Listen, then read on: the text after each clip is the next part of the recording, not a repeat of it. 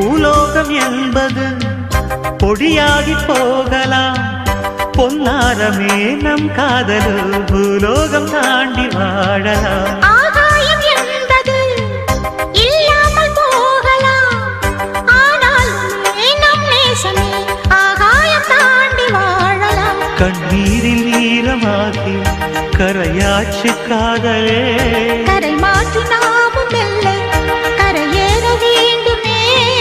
நாளை வரும் காலம் நம்மை கொண்டாடுமே.